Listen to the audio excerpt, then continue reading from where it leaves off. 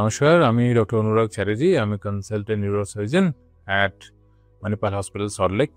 আজকে আমরা খুব কমন একটা টপিক নিয়ে আলোচনা করব, হুইচ ইজ কল্ড হিমাচুরিয়া, বা বাংলায় বললে ইউরিনের সাথে রক্ত বেরোনো বা লাল পেচ্ছাপ হওয়া।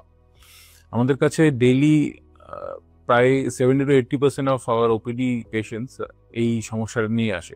সেটা কিন্তু বিভিন্ন বয়সের পেশেন্ট আসেন এবং দুটো জেন্ডারের পেশেন্টই আসে। প্রথমে একজন মহিলা পেশেন্ট যিনি লাল ইউরিন নিয়ে এসছেন। জেনারেলি আমরা শুরুতেই ভয় পেয়ে যাব না, আমরা শুরুতেই ভাববো কমন একটা জিনিস, যেটা মহিলাদের ক্ষেত্রে খুব কমন, সেটা হচ্ছে জ্বালা পোড়া হচ্ছে ইউরিনের সাথে, তার সাথে লাল ইউরিন হচ্ছে, মানে ইনফেকশন হওয়ার চান্স বেশি। আমরা বেসিক কতগুলো টেস্ট করে নিই, যেমন ইউরিন বেশি রুটিন কালচার টেস্ট, একটা আলট্রাসাউন্ড করে নিই এবং একটা ইউরোফ্লোমেট্রি করে নিই। তো কিন্তু সেইখানেই যখন একজন পুরুষ পেশেন্ট আসছেন ইউরিন লাল ইউরিন নিয়ে, তখন কিন্তু আমরা একটু বেশি কনসার্ন হয়ে যাই। স্পেসিফিক্যালি ওই পেশেন্ট যদি স্মোকার হন, তাহলে তখন কিন্তু অন্য আর কতগুলো কারণ চলে আসে। তার মধ্যে সবচেয়ে কমন কারণ হচ্ছে মূত্রথলির টিউমার, ইউরিনারি ব্লাডার টিউমার। তাছাড়া প্রস্টেট বড় হলেও ব্লিডিং হতে পারে, বা পুরুষ মানুষের ইনফেকশনের জন্য ব্লিডিং হতে পারে, রেয়ারলি স্টোন থাকলেও ব্লিডিং হতে পারে। বাট মেন আলোচনার বিষয়টা মূত্রথলির টিউমার নিয়ে বলি। তো মূত্রথলির টিউমার যখন আমরা সাসপেক্ট করবো, একজন 50 থেকে 70 বছর বয়সের পুরুষ এসছেন, স্মোকিং এর হিস্ট্রি, আমরা তাড়াতাড়ি একটা অফিস আলট্রাসাউন্ড করি, মানে ওপিডির বাইরেই আলট্রাসাউন্ড করে দেখে নিই যে ব্লাডারে কোনো গ্রোথ দেখতে পাচ্ছি কিনা। যদি কোনো সাসপিশিয়াস গ্রোথ দেখতে পাই, আর্জেন্টলি আমরা সিটি স্ক্যান করে স্টেজ করে নিই যে কত বড় গ্রোথ কোন লোকেশনে আছে, কোনো মূত্রথলির বাইরে কোনো স্প্রেড আছে কিনা। তো নেক্সট স্টেজ কি? পেট কেটে অপারেশন? একদমই না।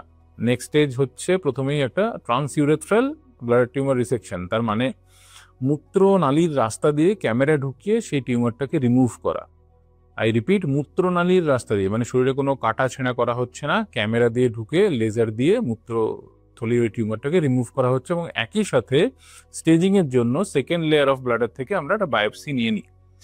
দেন ওই টিউমারটার কি এলো, ম্যালিগনেন্সি এলো, মানে ক্যান্সার যদি আসে, সেটার পরবর্তী চিকিৎসা আছে। সেকেন্ড স্টেজ যদি ইনভলভ থাকে, তখন আরও এক্সটেন্সিভ চিকিৎসা লাগে, সেগুলো একটা অন্য দিনের টপিক।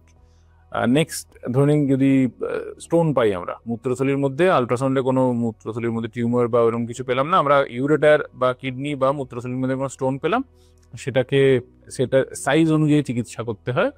মানে ছোট স্টোন হলে সেটাকে ওষুধ দিয়ে রিমুভ করা যায়, যদি বড় স্টোন হয় সেটাকে লেজার দিয়ে অপারেশন করতে হয়। থার্ড কজ, প্রস্টেট বড় হওয়া। প্রস্টেট বড় হলে তখন সেটার চিকিৎসা আলাদা আলাদাভাবে হয়, মানে প্রস্টেট বড় হওয়া মানেই অপারেশন নয়। তাহলে আমরা কি করি, তখন আমরা প্রথমে ওষুধ দিয়ে দেখি। প্রথমে অলওয়েজ আমরা অ্যান্টিবায়োটিক্স একটা কোর্স দিই, কিছু প্রস্টেটের ওষুধপত্র দিয়ে সেই ব্লিডিংটাকে কন্ট্রোল করার চেষ্টা করি। আমি আবার রিপিট করে আসি, পেছন দিকে পিছিয়ে এসে মহিলাদের ইউটিআই নিয়ে একটু আলোচনা করে দিই, যে ওনাদের ইউটিআই হলে বা মানে ইউরিনের সাথে ব্লাড বেরোলে, তখন আমরা কিছু বেসিক কনজারভেটিভ চিকিৎসা, যেমন ওষুধপত্র, জল বেশি করে খাওয়া, ভেজাইনাল হাইজিন মেনটেন করা, কনস্টিপেশন যাতে না হয় সেই উপসর্গগুলো মেনটেন করা, এইগুলো করে আমরা কনজারভেটিভলি ট্রিট করি। আমার লাস্ট বক্তব্য এটাই যে ইউরিনে ব্লাড এলে আপনার একমাত্র ডাক্তার শুধুমাত্র ইউরোলজিস্ট, এবং তাতে ঘাবড়ে যাওয়ার কিছু নেই। তাহলে এরকম কোনো উপসর্গ আপনার বা আপনার আশেপাশের কারো হলে বা শুনলে, তাড়াতাড়ি তাকে নিজের নিকটবর্তী ইউরোলজিস্টের সাথে যোগাযোগ করতে বলুন। ধন্যবাদ।